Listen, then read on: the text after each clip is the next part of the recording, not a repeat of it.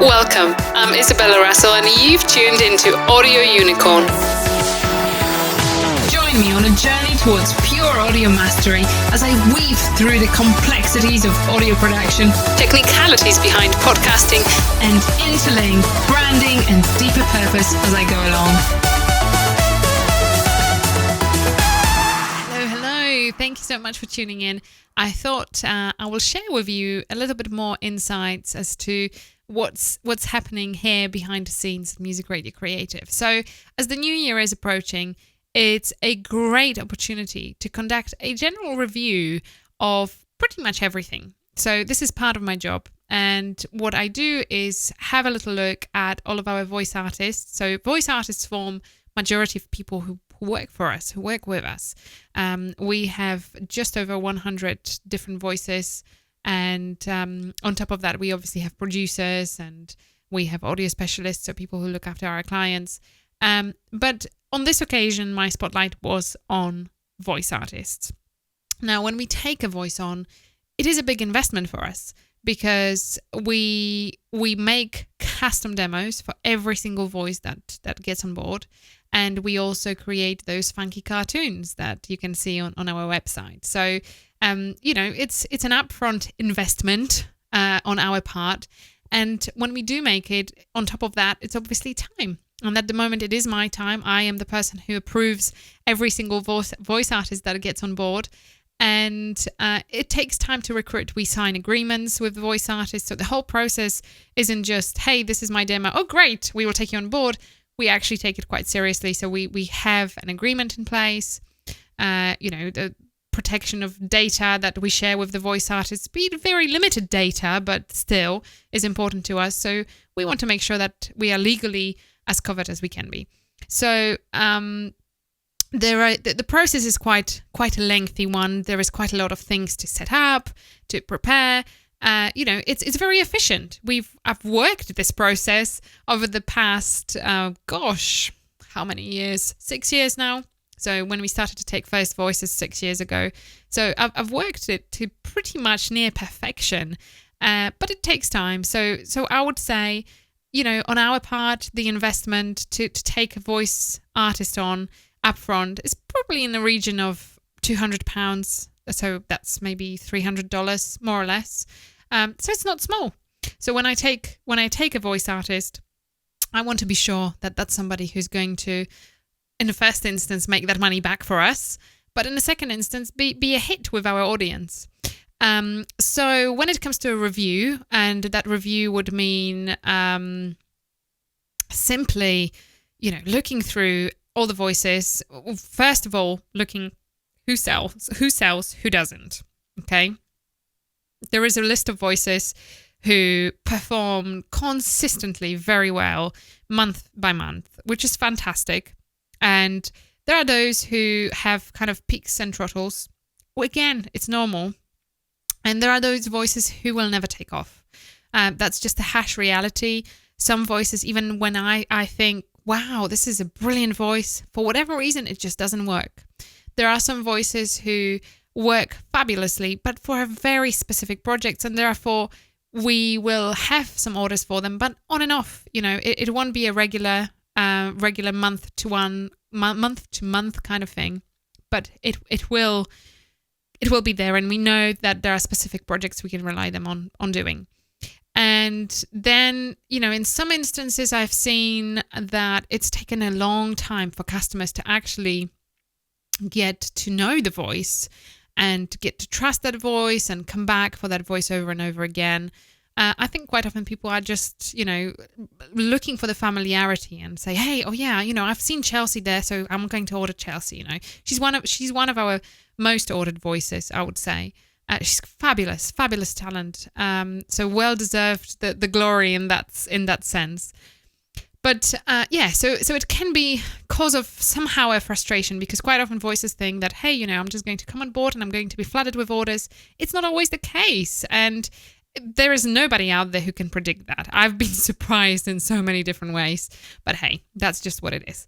So when it comes to the review, I look at who gets ordered. Obviously, those people who are ordered quite often, that's fantastic. But that's not the only category I look at. I also will look at in a great detail, we record all the returns. So every single time client comes back and for whatever reason doesn't like something, we record it. So we keep track of who gets most amount of returns. And that goes for both voiceover artists and producers. And we keep track of why there are returns. Obviously, some returns can't be helped and through nobody's fault at all, but client just simply made a mistake. So that's entirely different story, but we categorize them quite a detail. So I go over those and see, how many returns do we get for specific people. I then also will speak to our customer facing roles, and those are people who will be sending the orders to voice artists and dealing with them on day-to-day basis. And, there are some people who are easier to deal with than others. There are some people who are absolute pleasure to work with. And I mean absolute pleasure to work with every single time. And there are those who are not so much, where there is every single thing is just so much to ask, or it takes a long time, that kind of stuff. So we are all human. So it's kind of, this part goes down to human interactions and how we get along. So we reviewed that part as well. And then based on all of that, we make a decision whether should we continue here or should we not. So just recently, it was part of my job to do that. I thought, okay, I haven't really done this for quite some time. I really want to make sure to go through all of our voice artists and just see what doesn't and what does work, what doesn't, and where we could make improvements. Because at the end of the day, you could argue and say, well, Isabella, you've done this great effort to actually put that person on. Why should you take them out? Well, I am a deep believer of, how shall I say it?